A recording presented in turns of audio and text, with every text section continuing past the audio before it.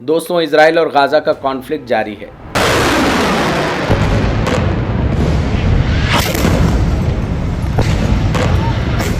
Gaza में Israel ने अब 24 आवर्स दिए हैं कि उसको इवैक्यूएट करें।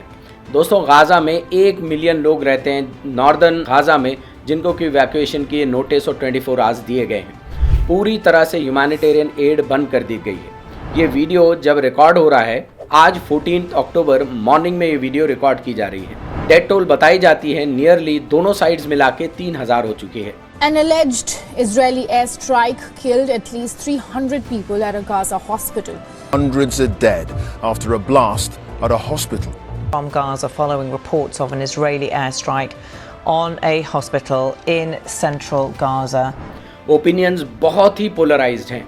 आप कोई बात कहें या सुने उससे पहले आपको लेबल्स लगा दिए जा रहे हैं। ख़ासतौर पर सोशल मीडिया और यूट्यूब के प्लेटफॉर्म्स पर धुआंधार व्यूज़ और नरेटिव्स आ रहे हैं। सारे इशू पर बहुत ही कम नॉलेज और अंडरस्टैंडिंग के बेसिस पर लोग ओपिनियन बनाना चाहते हैं। जो क्राइम्स वहाँ कमिट हो रहे हैं, जो ह्यूमन ट्रेजेडी वहाँ हो रही है, बहुत ही दुखद है और व्यूज़ देने से पहले कोई डेप्थ एनालिसिस मौजूद नहीं है।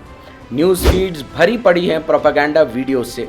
इन वीडियोज़ में फेक वीडियोज़ हैं, न्यूज़ हैं जो सिचुएशन को बहुत ही वोलेटाइल कर रही है। ये फेक वीडियोज़ चलाए जा रहे हैं, जो बहुत सारे तो वीडियो गेम्स के फुटेजेस हैं जो डालकर लोगों के इमोशनल रिएक्शंस को बढ़ावा दिया जा रहा है। दोस्तों, सिचुएशन पूरी दुनिया में बहुत ही सेंसिटिव है।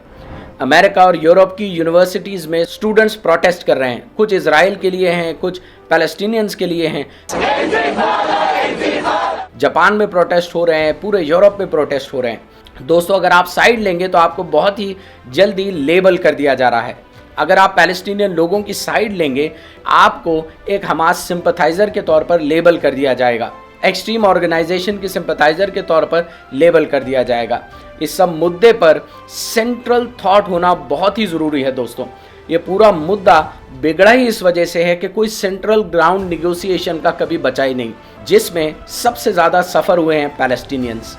इलीगल सेटलमेंट्स, लोगों को घर से बेघर करना, इसका कोई जस्टिफिकेशन दुनिया में और इंटरनेशनल लॉ के हिसाब से नहीं दिया जा सकता, ना तो ह्यूमन राइट्स के स्टैंडर्ड से और ना किसी दुनिया के स्टैंडर्ड से। ये सिर्फ पावर के नशे में चूर ग्लोबल पावर का एक खेल है जो इंपीरियलिज्म और कोलोनियलिज्म के दौर से दोस्तों जारी है। दोस्तों, ये सब के बीच में कुछ सवाल उठाना और कुछ सवालों के ज़रिए इस इशू को डिटेल समझना बहुत ज़रूरी है। आज का हमारा ये वीडियो बहुत स्पेशल होगा, लेकिन उससे पहले हम कुछ सवाल उठाएंगे और सवालों के जवाब इसके ज़रिए हम ढूंढने की कोशिश करेंगे। सबसे पहला सवाल ये है दोस्तों कि किसी भी सभ्य देश में जब भी नाइंसाफ़ी होती है, जुल्म होता है, तो उसके अगेंस्ट में लोग प्रोटेस्ट करते हैं, धरना देते हैं, बंद करते हैं, स्ट्राइक्स करते हैं, अपनी डिमांड्स को रखते हैं। दोस्तों, अब सवाल ये है कि जब पैलेस्टीनियन लोगों पर बेसिक ह्यूमन नीड्स से उनको वंचित रखा जा रहा है, गाज़ा एक ओपन जेल की तरह बना दिया गया है, वेस्ट बैंक पर भी फेंसिंग और डे टू डे लाइफ को अजीरन कर दिया गया है, food, water, electricity supply, medicines, इसको लेकर लोग तरस रहे हैं। कई ह्यूमन राइट्स ऑर्गेनाइजेशंस की, यूनाइटेड नेशन की, जहाँ वहाँ जो काम करने वाले जर्नलिस्ट हैं, उनकी रिपोर्ट्स मौजूद हैं और वो ये कहती हैं कि ये कई दशकों से जारी है। अब सवाल ये है दोस्तों कि क्यों पैलेस्टीनियंस ने डेमॉन्स्ट्रेशंस नहीं किए, धरने नहीं किए? क्या वो सिर्फ बारबेरिज्म और टेररिज्म जानते हैं, या दोस्तों सच इसके बिल्कुल ऑपोजिट है? उनके इन डेमोक्रेटिक एफर्ट्स को इंटरनेशनल कम्युनिटी और मीडिया ने कम्प्लीटली ब्लैकआउट कर दिया है। और क्या ये 70 सालों से जो ब्लैकआउट है वही रीज़न बना है इस तरह के एक्सट्रीम एटमॉस्फेयर का? दोस्तों, 12 अक्टूबर को इजराइल ने सीरिया पर भी एयर स्ट्राइक्स की हैं और उसके 2 एयरपोर्ट्स को डिसफंक्शनल बना दिया है। वर्ल्ड जिस सिचुएशन से गुजर रहा है, ऐसा लगता है कि कई देश शायद इसमें इन्वॉल्व हो जाएंगे, एक वर्ल्ड वॉर की सी सिचुएशन पैदा हो सकती है। दोस्तों, इजराइल की एयर स्ट्राइक्स जो ऑनगोइंग है गाज़ा में, इसने लगभग 1,23,000 पैलेस्टीनियंस को गाज़ा में रेफ्यूजी बना दिया है। ये report United Nations humanitarian relief agency की रिपोर्ट है। गाज़ा के एक पार्ट को 24 घंटे दिए गए हैं इवैक्यूएशन के लिए और इजराइल ने उसकी बॉर्डर पर 1 लाख रिजर्व ट्रूप्स को डिप्लॉय कर दिया है। दोस्तों, इससे पहले भी हमने 2 ब्रीफ वीडियोज़ इस पर बनाए हैं जो इम्पॉर्टेंट हिस्ट्री के इम्पॉर्टेंट पार्ट्स को डिस्कस करती हैं, लेकिन इशू इतना कॉम्प्लेक्स है कि इसको डिटेल में समझना बहुत ज़रूरी है। हर दिन पिछले कई दशकों से वायलेंस होता रहता है, डेथ होती रहती है और जिसके वजह से पीस प्रोसेस पूरी तरह से बर्बाद कर दिया गया है। सवाल ये है कि क्या ये ऐसे ही हो जाता है या डेलिब्रेटली एक थॉट प्रोसेस के ज़रिए पीस प्रोसेस को डिरेल किया जा रहा है? क्या सिर्फ रिलीजन ही दोस्तों इसके पीछे के एक इम्पॉर्टेंट कारण है? क्या इसके पीछे और कोई कारण है? दोस्तों आप देखें तो स्विस कैनाल और ट्रेड जो बड़ी वजह है अरब इजराइल वॉर्स की।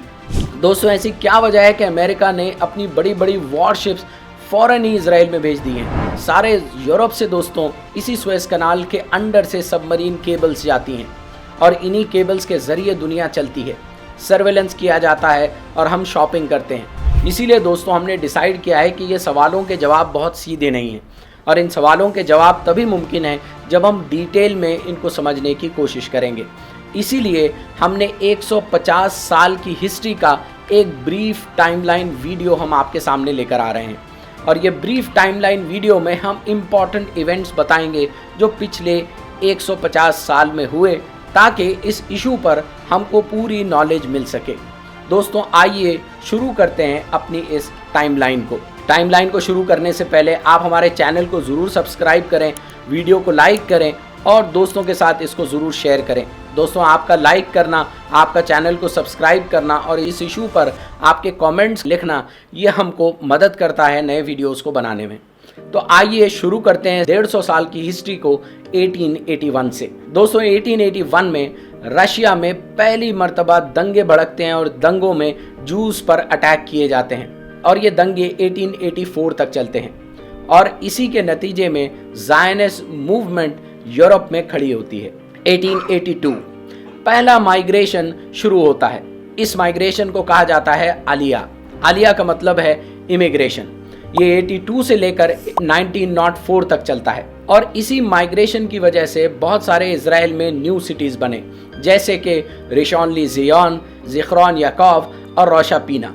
1897 फर्स्ट ज़ायनिस्ट कांग्रेस बुलाई जाती है बेसल में और इस्टेब्लिश होता है वर्ल्ड ज़ायनिस्ट कांग्रेस। इस फर्स्ट ज़ायनिस्ट कांग्रेस को थियोडोर हर्जल, जो कि ज़ायनिज़्म का लीडर था, वो इस कांग्रेस को लीड करता है। दोस्तों इसकी खास बात ये थी कि majority of the Jew were in disagreement with the concept of Zionism. ये कुछ माइनॉरिटी लोग थे जो यहाँ जमा हुए थे। ज़ायनिज़्म को इसी तरह से मास सपोर्ट कभी नहीं मिला। इसको मास सपोर्ट मिलता है जूस को हॉलोकास्ट करने के बाद।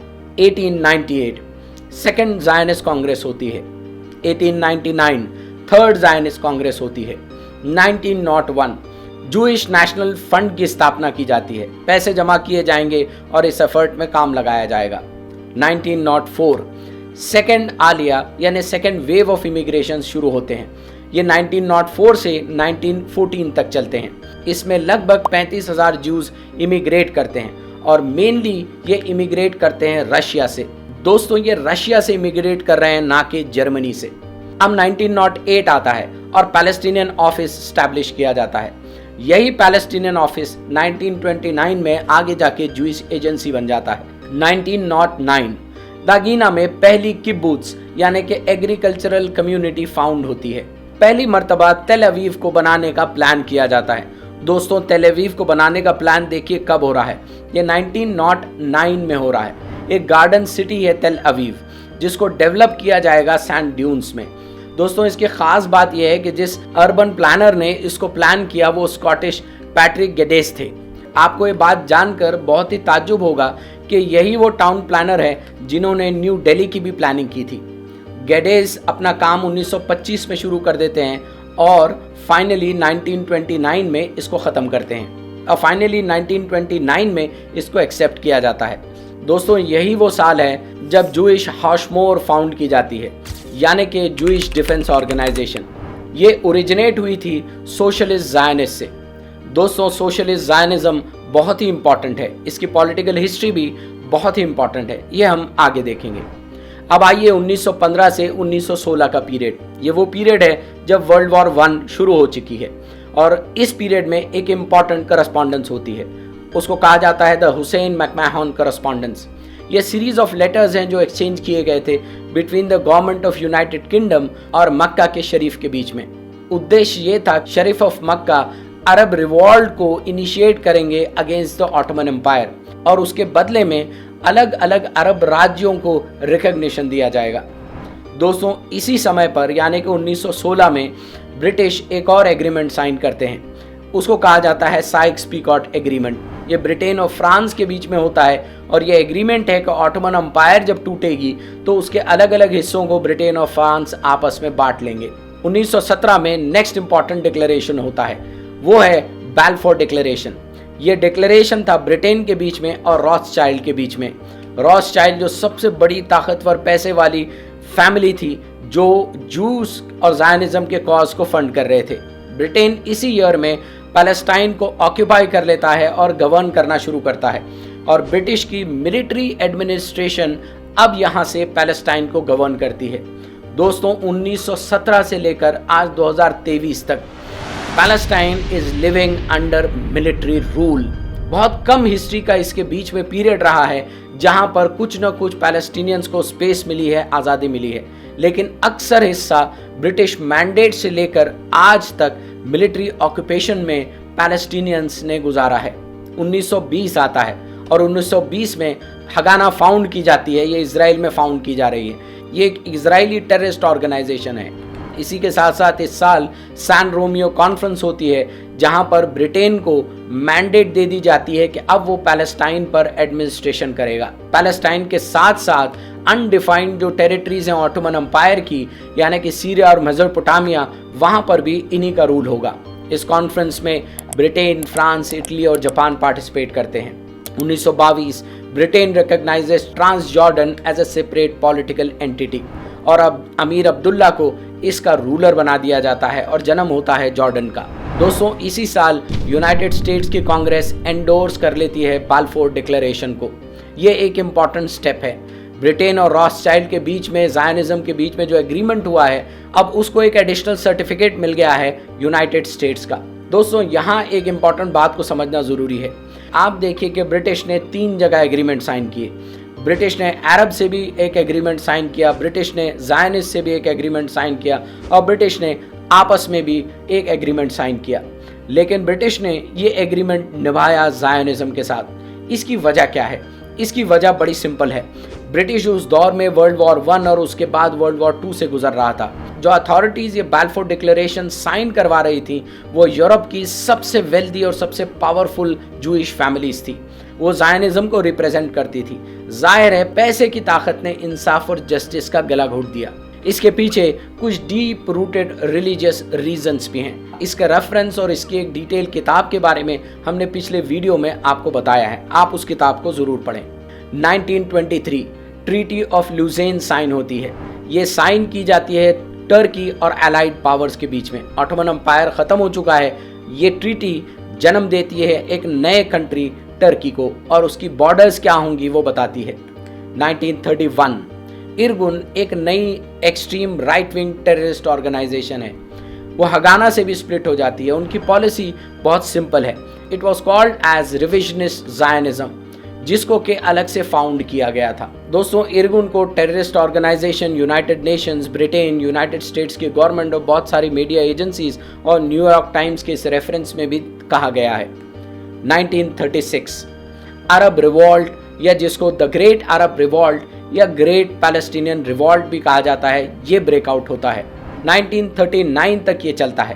पैलेस्टीनियन अरब्स मैंडेटरी पैलेस्टाइन में ब्रिटिश एडमिनिस्ट्रेशन की नाइंसाफियों के खिलाफ आवाज उठाते हैं। ओपन एंडेड जूइश इमिग्रेशन को अब रोकने के लिए वो आवाज उठाते हैं। इसका पहला फेज में जनरल स्ट्राइक्स होती हैं, प्रोटेस्ट होती हैं और ब्रिटिश एडमिनिस्ट्रेशन इसको सप्रेस करता है। फिर ये लीड करता है फेज 2 को।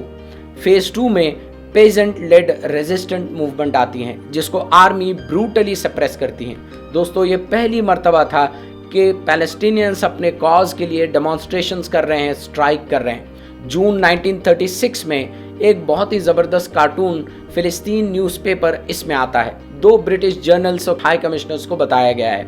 1917 में एलएनबी जब आए थे वो बड़ी झुक कर और बड़े अदब से पैलेस्टीनियन अथॉरिटीज़ से मिल रहे थे और जब वॉशो पे आए 1936 में तो वो एक टैंक पर सवार होकर तलवार निकालकर पैलेस्टीनियंस को ख़त्म करने के लिए आए।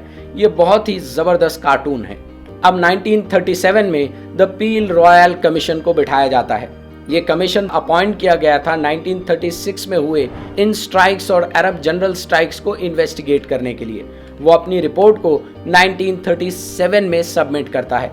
रिपोर्ट में दो इंपॉर्टेंट चीजें कही जाती हैं। नंबर 1, लीग ऑफ नेशंस की मैंडेट हैव बिकम अनवर्केबल, और दूसरी, वो पहली बार रिकमेंड करती है पार्टीशन। दोस्तों, अभी इजराइल बना नहीं है मगर रिकमेंडेशन पार्टीशन की आई है। 1940 में एक और extreme right wing Israeli organization का जन्म होता है। वो इरगुन से भी स्प्लिट हो जाती है। लेही उसका नाम है, जिसको स्टर्न गैंग भी कहा जाता है।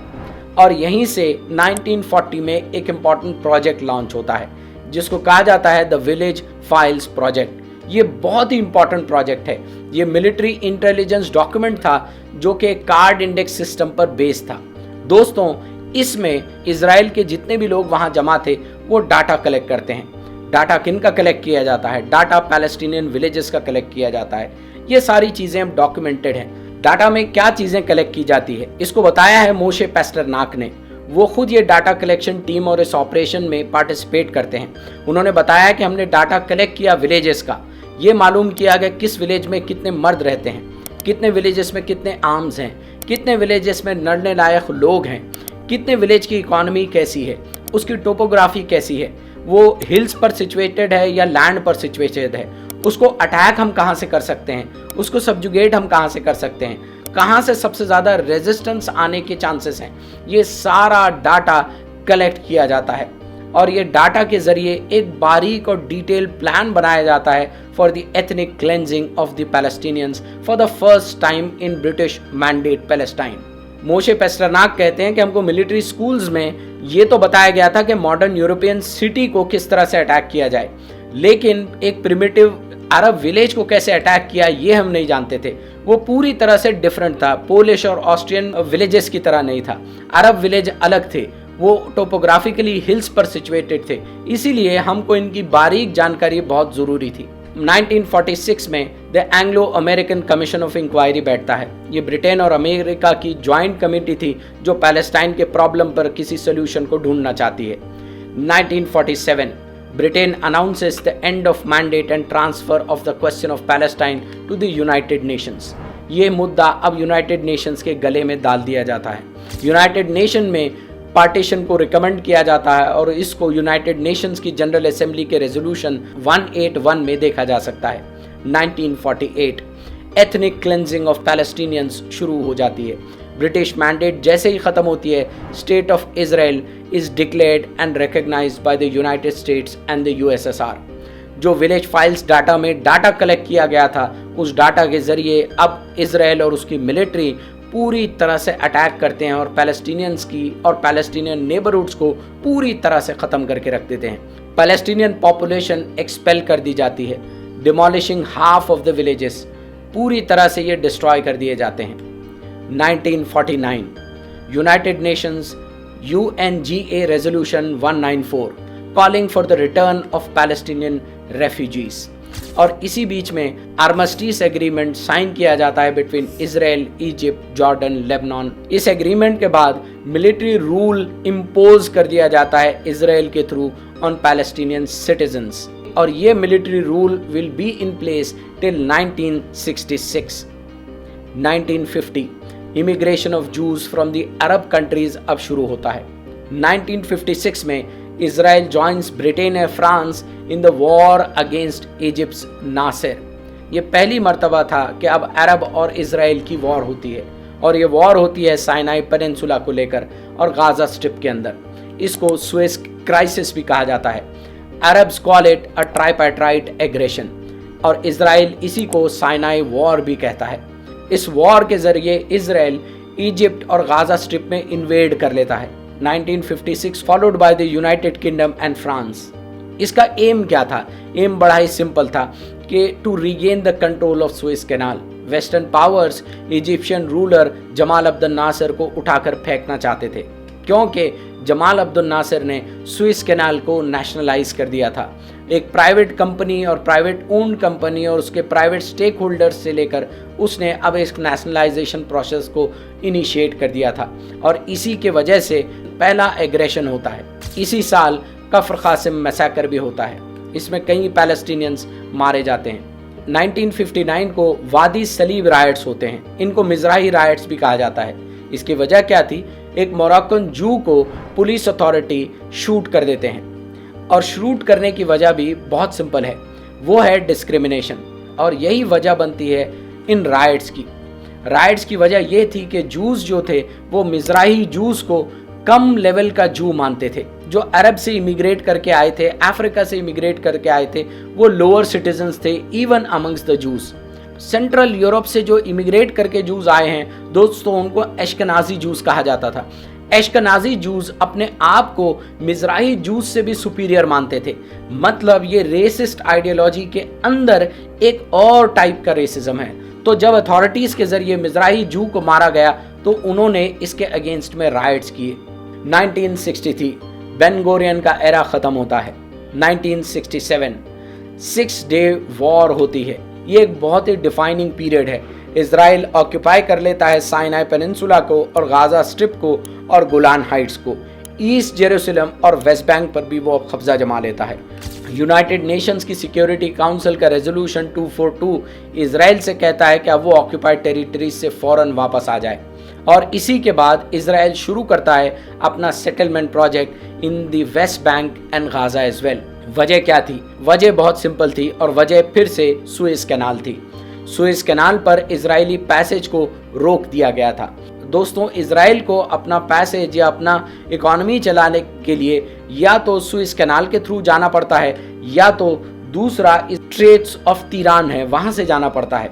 इजराइल को इजिप्ट ने स्ट्रेट्स ऑफ तिरान से जाने का रास्ता रोक दिया और यही वजह बना इस वॉर का। 1973 अक्टूबर वॉर होती है। इसको यौम किपुर वॉर भी कहा जाता है या इसको रमज़ान वॉर भी कहा जाता है। Israel parts of Egypt proper को भी हथिया लेता है, गोलान हाइट्स पर भी अपना कब्जा जमा लेता है और एक ब्लडी कॉन्फ्लिक्ट शुरू हो जाता है। अरब कोएलिशन जॉइंटली एक सरप्राइज अटैक करते हैं on the Jewish holiday of यौम किपुर। इस वॉर को दो बड़ी सुपर पावर सप्लाई कर रही थी। ये वो एरा और टाइम है दोस्तों जब दुनिया में यूनाइटेड स्टेट्स और सोवियत यूनियन के बीच में कोल्ड वॉर शुरू हो चुकी थी। दुनिया के अलग अलग पार्ट्स में ये सुपर पावर्स एक दूसरे के एनिमीज को चीज़ें सप्लाई करते थे। United states was helping Israel and Soviet union help the Palestinians. 1974 United nation security council resolution 388 reaffirm करता है। वो रीअफर्म करता है rights of Palestinians for self determination and national independence. 1976 the land day protest, ये बहुत ही important protest हैं। ये protest Palestinian protest हैं अगेंस्ट द इजरायली गवर्नमेंट। जब इजरायली गवर्नमेंट अनाउंस करती है लैंड एनेक्सेशन के प्लान को तो जनरल स्ट्राइक्स कॉल की जाती हैं, मार्चेस निकाली जाती हैं और सब ऑर्गेनाइज होता है।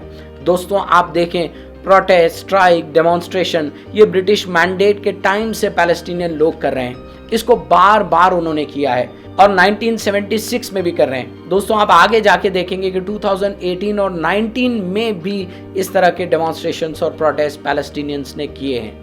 1977 Likud party under Menachem Begin wins the election. 30 साल का लेबर पार्टी का रूल खत्म हो जाता है। दोस्तों 1977 एक इम्पॉर्टेंट माइलस्टोन है in the shift of political leadership of Israel. Israel में जो कुछ भी लीडरशिप थी लेबर लीडरशिप थी। दूसरी इंपॉर्टेंट पार्टी थी Likud. Likud is a right wing extreme conservative Jewish and Zionist party. 1977 से लेकर आज तक जितने भी पीस प्रोसेस हुए हैं दोस्तों उसमें मेजरली लेबर पार्टी का रोल रहा है। जब जब लेबर पार्टी आई है पीस प्रोसेस और सेटलमेंट को वापस लिया गया है, लेकिन जब जब लिकुड पावर में आई है या right wing extreme parties power में आई हैं वॉर हुई है। इसको भी समझना बहुत ज़रूरी है कि इजराइल की पॉलिटिकल स्पेस में नेगोशिएशंस के लिए कौन तैयार है और कौन वॉर मॉन्गरिंग कर रहा है। प्रेसिडेंट अनवर सादत इजिप्ट के वो जेरूसलम को विजिट करते हैं। दोस्तों लिकुड पार्टी की कुछ हिस्ट्री आपको बता दें। It was founded in 1973 by Menachem Begin. Menachem Begin वही हैं जो हगाना के फाउंडर हैं। मेनाकेम बेगिन और एरियल शेरॉन ये दो लोग मिलकर इस पार्टी को बनाते हैं। एरियल शेरॉन बाद में इस लिकुड पार्टी से अलग होते हैं और अपनी नई पार्टी भी बना लेते हैं। लिकुड 1977 के इलेक्शंस में एक लैंडस्लाइड विक्ट्री हासिल करती है। दूसरी इंपॉर्टेंट पार्टी वो इजराइल की लेबर पार्टी है। It is a left wing socialist variation of Zionism. Labour party की एसोसिएशन ये सपोर्ट करती है इजरायली पैलेस्टीनियन पीस प्रोसेस को और प्रैग्मेटिक फॉरेन अफेयर्स की पॉलिसीज़ को। 1978 peace treaty sign between Israel and Egypt. सितंबर 17, 1978 को कैंप डेविड अकॉर्ड्स को साइन कर लिया जाता है। Israeli prime minister and Egyptian president Anwar सादत इसको साइन करते हैं। यूनाइटेड स्टेट्स के प्रेसिडेंट जिमी कार्टर इसको स्पॉन्सर करते हैं। लेकिन फिर एक इम्पॉर्टेंट प्लेयर की एंट्री हो जाती है, that is PLO attack on तेल Aviv reciprocated by the Operation Litani in Israel and it occupies the parts of southern Lebanon. 1981 annexation of the Golan Heights by Israel. 1982 Sinai is returned to the Egypt और operation peace for the Galilee launch कर दिया जाता है। Israel invade करता है Lebanon को in an attempt to destroy the PLO. 1987 first Palestinian intifada होती है। सस्टेन सीरीज ऑफ प्रोटेस्ट और वायलेंट रायट्स होते हैं। ये पैलेस्टीनियंस के थ्रू निकाले गए थे in Israeli occupied Palestinian territories. It was motivated by the collective Palestinian frustration और ये फ्रस्ट्रेशन था continuous military occupation of the Palestinian land को लेकर, वेस्ट बैंक और गाजा स्ट्रिप के अंदर ये ऑक्यूपेशन को लेकर। और यही वजह बनती है हमास के जन्म लेने की। Hamas movement emerged out of these protest. फिर आता है 1989, यूएसएसआर कोलैप्स हो जाता है, कोल्ड वॉर ख़त्म हो जाती है। मास माइग्रेशन होता है ज्यूज़ का और नॉन ज्यूज़ का यूएसएसआर से to the Eastern Bloc of Israel. 1989 और आज तक भी ये माइग्रेशन जारी है। 1991 पहली गल्फ वॉर होती है। यूएस एक इंटरनेशनल कॉन्फ्रेंस बुलाता है ऑन पैलेस्टाइन इन मैड्रिड, एक पीस प्रोसेस को शुरू करने के लिए। 1992 लेबर पार्टी फिर से पावर में आ जाती है और इत्ज़ाक राबिन प्राइम मिनिस्टर बन जाते हैं। 1993 में एक इम्पॉर्टेंट एग्रीमेंट साइन होती है PLO और इजराइल के बीच में, ऑस्लो डिक्लेरेशन, और इसको इजराइल और पैलेस्टाइन दोनों भी एग्री करते हैं। 1994 को पैलेस्टीनियन नेशनल अथॉरिटी फॉर्म की जाती है और यासिर अराफात उसको लीड करते हैं। इजराइल और जॉर्डन भी पीस ट्रीटी को साइन कर लेते हैं। फिर 1995 में ऑस्लो 2 अकॉर्ड साइन होता है। ये एक इंट्रीमेंट एग्रीमेंट था for the Palestinian control of the parts of West Bank and Gaza. This was the best chance for peace in this region. लेकिन होता वही है जिसका डर है। Right wing extreme conservative Israeli organization Yitzhak Rabin को assassinate कर देती हैं। इसी में एक पॉलिटिकल रेजिस्टेंस ऑस्लो अकॉर्ड के अगेंस्ट में राइट विंग कंजर्वेटिव और लिकुड के लीडर्स बहुत जोर और शोर से लीड करते हैं और इसको लीड करने वालों में सबसे आगे थे Benjamin Netanyahu, who is the present prime minister of Israel. 1996 Likud फिर से पावर में वापस आ जाती है और बेंजामिन नेतन्याहू की गवर्नमेंट बनती है। 1999 लेबर्स एहूद बैराक फिर से पावर में आते हैं। सन 2000 में Israel withdraws through from southern Lebanon. दोस्तों आप देखेंगे कि जैसे ही लेबर पार्टी राज्य में आती है, इजराइल में आती है, तो आप देखेंगे इजराइल का विड्रॉल प्रोसेस शुरू हो जाता है। वो लेबनान से विड्रॉ करता है, गाजा से एडमिनिस्ट्रेशन देने की बात करता है, पीस अकॉर्ड साइन करता है जिसको राइट विंग ख़त्म कर देते हैं। लेकिन फिर एक इम्पॉर्टेंट काम हो जाता है। ये पीस प्रोसेस को डेलिबरेटली शायद डिरेल करने के लिए वायलेंस शुरू हो जाता है। और वायलेंस की वजह क्या थी? सितंबर 2000 को एरिल शेरॉन, जो कि इजरायली अपोजिशन लीडर थे, लिकुड के लीडर थे, वो एक बहुत ही प्रोवोकेटिव विजिट करते हैं अल-अक्सा कंपाउंड को। वो जानते हैं कि अल-अक्सा को आप छेड़ेंगे तो वायलेंट रिवॉल्ट शुरू हो जाएगा और पीस प्रोसेस डिरेल हो जाएगा, और होता भी वही है। 2001 में एरिल शेरॉन लिकुड पार्टी के हेड होते हैं और इलेक्ट हो जाते हैं as prime minister. Later on वो इसी से लिकुड से अलग होकर अपनी पार्टी कदीमा बनाते हैं और 2005 में पार्टी इलेक्शन भी जीतती है। 2002 में वेस्ट बैंक का वॉल प्रोजेक्ट शुरू होता है। ये प्रोजेक्ट का इम्प्लीमेंटेशन 2003 में शुरू होना था। इजराइल ग्रीन लाइंस के अलोंग पर वेस्ट बैंक में अब एक वॉल बनाएगा। दोस्तों ये ग्रीन लाइन क्या है, इसको आप नेट पर सर्च कर लीजिए। लेकिन ये प्रोसेस इनिशिएट हो रहा है 2002 में। लेकिन दोस्तों, क्या आप जानते हैं कि इसकी प्लानिंग और आइडिया 1992 ही में दे दिया गया था। 1994 में पहली मर्तबा एक कंक्रीट सेक्शन को बनाकर लगा दिया जा चुका था। 2003 में 180 किलोमीटर की फेंसिंग और दीवार बना दी जाती है। 2006 में इसको बढ़ाकर 362 किलोमीटर्स ये हो जाती है और 2012 में 440 किलोमीटर तक ये पहुंच जाती है। 2005 में शेरॉन इज री इलेक्टेड और इसी साल एक इम्पॉर्टेंट मूवमेंट शुरू होती है। पैलेस्टीनियंस बाइकॉट, डाइवेस्टमेंट और सैंक्शंस यानी BDS मूवमेंट को लॉन्च करते हैं। ये लॉन्च था to pressure Israel to meet international standards and the international law, the obligations to which Israel is abided. BDS boycott, divestment और sanctions movement जो थी, ये दरअसल में साउथ अफ्रीका की एंटी अपार्थाइड मूवमेंट से इंस्पायर्ड थी। ये इकोनॉमिक बॉयकॉट था जो इजराइल का किया जाना जरूरी था। Israel evacuates from Gaza settlements and military bases. 2006 Hamas elections जीत जाती है और सेकेंड पैलेस्टीनियन लेजिस्लेटिव काउंसिल बन जाती है, लेकिन हमास और उसकी गवर्नमेंट को रिकॉग्नाइज नहीं किया जाता है।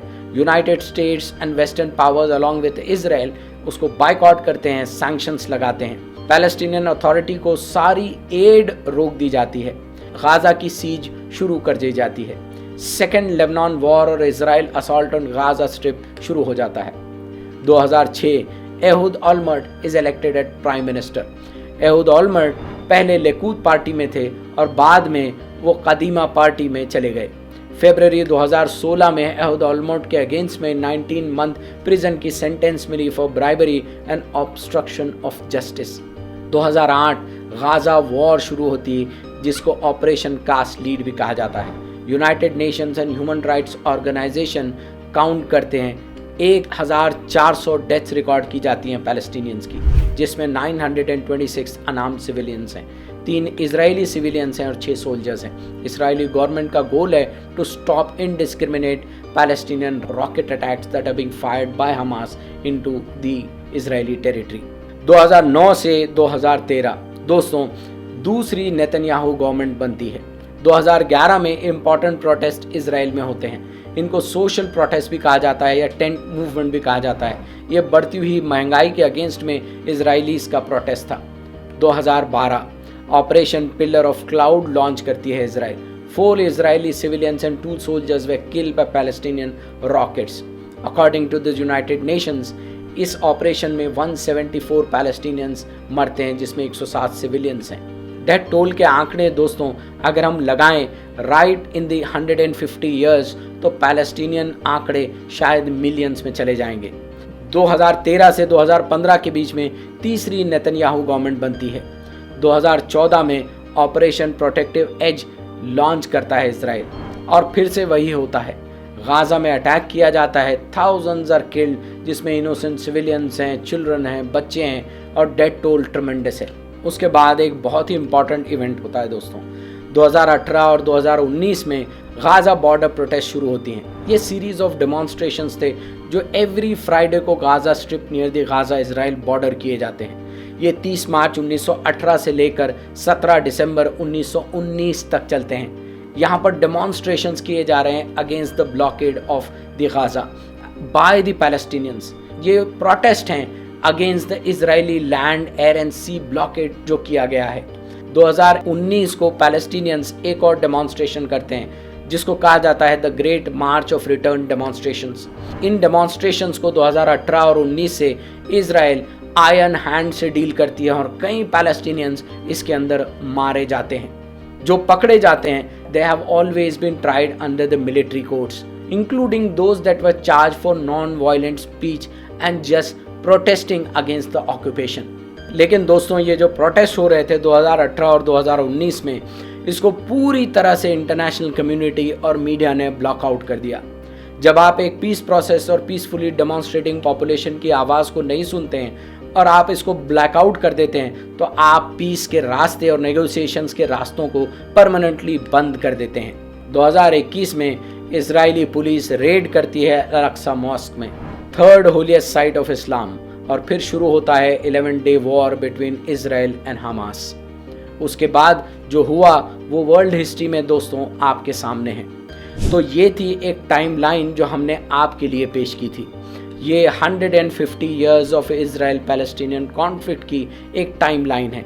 ये टाइमलाइन से आप बहुत सारी चीज़ों को बहुत अच्छे से समझ सकते हैं। कौन सी पॉलिटिकल पार्टी और उसकी आइडियोलॉजी पीस प्रोसेस में हेल्प करेगी।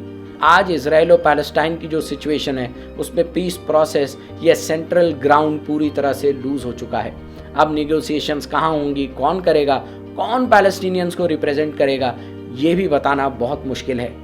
वर्ल्ड एक ट्रेमेंडस जगह है और bigoted leaders and bigoted party like Likud is to be condemned. आप इजराइल के एक बहुत ही इंपॉर्टेंट न्यूज़पेपर हारेज और उसमें लिखे इन व्यूज़ और हेडलाइंस को ज़रूर पढ़ें। हम इसकी लिंक को यहाँ शेयर कर देंगे। दोस्तों होप कि आपको ये एफर्ट पसंद आया हो, होप कि आपको ये अच्छा लगा हो। If so do share it with your family and friends and do subscribe to our channel. मिलते हैं दोस्तों अगले वीडियो में।